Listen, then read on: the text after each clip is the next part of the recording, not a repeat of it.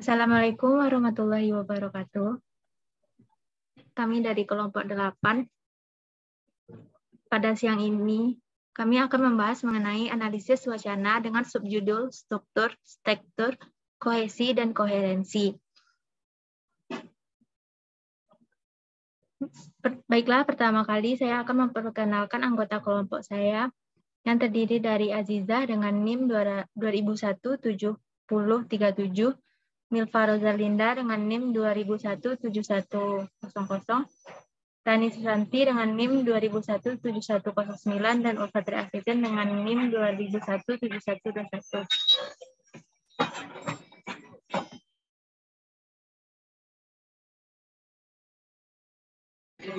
Baiklah, tidak memperpanjang kata lagi, langsung saja presentasi kita kali ini akan dibawakan oleh Rani Susanti. Kepada Rani Susanti dipersilakan. Tekstur, kohesi, dan koherensi. 1. Konsep struktur.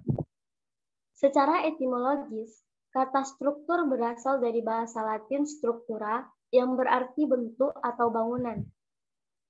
Halidai dan Hasan dalam Mulyana tahun 2005 dalam halaman 31 menegaskan bahwa struktur wacana pada dasarnya bukanlah struktur sintaktik, melainkan struktur semantik, yakni semantik kalimat yang di dalamnya mengandung proposisi-proposisi. Sebab beberapa kalimat hanya akan menjadi wacana sepanjang ada hubungan makna atau arti di antara kalimat-kalimat itu sendiri. Sebagaimana batasan wacana yang diungkapkan oleh Tarigan pada tahun 1987 halaman 27, bahwa wacana adalah satuan bahasa yang terlengkap dan tertinggi atau klausa dengan koherensi dan kohensi tinggi yang berkesinambungan yang mempunyai awal dan akhir yang nyata, disampaikan secara lisan atau tertulis. Subtekstur. Kata teks berasal dari kata tekstur, yang berarti anyaman atau jalinan. Bagian-bagian teks memang mempunyai hubungan makna satu sama lain, sehingga teks mempunyai koherensi dan kohesi. Dan keseluruhan teks merupakan anyaman atau jalinan unsur-unsurnya. Tekstur sendiri tercipta karena adanya hubungan antar kalimat di dalam teks. Rusmianto dan Sumarti pada tahun 2006 pada halaman 24 menyatakan bahwa kumpulan kalimat bukanlah sebuah wacana jika tidak menghasilkan sebuah kesatuan yang utuh. Kesatuan yang utuh dalam wacana dapat terbentuk dengan menggunakan alat-alat formal yang dinamakan tekstur. Konsep tekstur adalah sesuatu yang menunjukkan kepada sesuatu yang menjadi pengikat antar kalimat. 3. Konsep kohesi. Kohesi berkaitan dengan pokok pikiran dalam sebuah paragraf. Dalam hal ini, paragraf yang dimaksud ialah kesatuan. Mulyana pada tahun 2005 pada halaman 26 mengungkapkan, kohesi merupakan interaksi antar bagian pada teks yang ditandai penggunaan unsur bahasa. Konsep kohesi dalam dasarnya mengacu pada interaksi bentuk, adalah unsur-unsur perihal istilah atau kalimat yang dipakai untuk menyusun suatu perihal mempunyai keterkaitan secara padu dan utuh. Kohesi adalah organisasi sintaksis dan wadah kalimat-kalimat yang disusun secara padu dan padat buat membuat tuturan. Hal ini tercantum dalam Tarigan pada tahun 1987 pada halaman 96.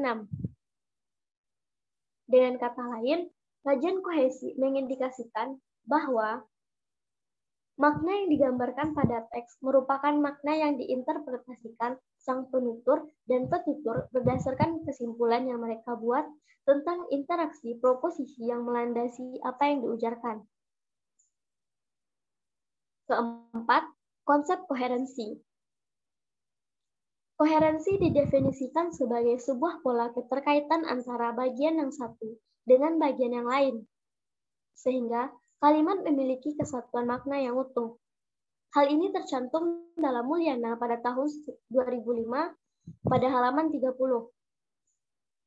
Dengan kata lain, bahwa koherensi mengandung makna pertalian antara kalimat yang satu dan yang lainnya. Koherensi juga berarti hubungan timbal balik yang serasi antar unsur dalam kalimat. Saya kembalikan kepada moderator. Terima kasih kepada Rani Susanti. Pemateri selanjutnya akan disampaikan oleh Azizah. Pada Azizah dipersilakan. Baiklah, saya akan melanjutkan materi dari Rani Susanti, yaitu hubungan keempat konsep. Hubungan tersebut tidak semata-mata bersifat positif, seperti keselarasan, kesesuaian, dan kesepahaman, di mana struktural memiliki fungsi sebagai alat untuk membongkar unsur-unsur tersembunyi dalam suatu karya sastra. Tekstur dalam drama berfungsi untuk mengungkapkan dialog, suasana, mood, dan spesial atau properti atau materi pentas. Koherensi dan kohesi merupakan unsur yang digunakan untuk membangun teks yang baik.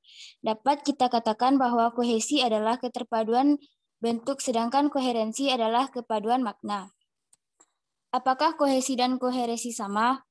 Kohesi diartikan sebagai kesatuan bentuk yang secara struktur membentuk ikatan sintaktik dalam wacana.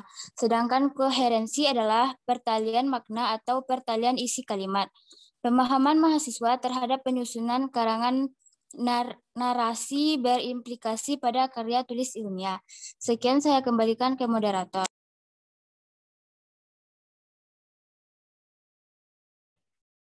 Terima kasih kepada Azizah. Pemateri selanjutnya pada Milva Rosalinda. Kepada Milva Rosalinda dipersilakan. Contoh terapan atau aplikasi konsep struktur, tekstur, kohensi, dan koherensi ke dalam sebuah wancana. Penerapan kohesi dan koherensi dalam sebuah wancana, yaitu pada teks tentang kesehatan reproduksi. Suami dan istri haruslah memiliki kesehatan lahir dan batin yang baik. Salah satu indikasi bahwa calon pengantin yang sehat adalah bahwa kesehatan reproduksinya berada pada kondisi yang baik. Kesehatan reproduksi adalah kesehatan yang menunjukkan kondisi kesehatan fisik, mental, dan sosial seseorang dihubungkan dengan fungsi dan proses reproduksinya, termasuk di dalamnya tidak memiliki penyakit atau kelainan yang mempengaruhi kegiatan reproduksi tersebut. Dalam kesehatan reproduksi, pembagian peran sosial perempuan dan laki-laki mempunyai pengaruh besar terhadap kesehatan perempuan dan laki-laki. Peran sosial laki-laki dan perempuan itu semakin dirasakan dalam kesehatan reproduksi. Masalah kesehatan reproduksi dapat terjadi sepanjang siklus hidup manusia. Misalnya, masalah pergaulan bebas pada remaja, kehamilan remaja, aborsi yang tidak aman, kurangnya informasi tentang kesehatan reproduksi.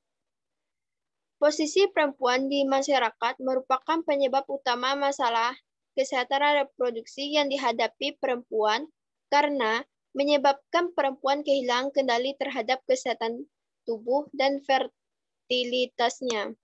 Di teks tersebut dapat kita simpulkan bahwa adanya kohesi dan koherensi dalam teks tersebut. Yang pertama yaitu kohesi dalam teks didasarkan pada aspek gramatikal, diwujudkan melalui referensi dan konjungsi.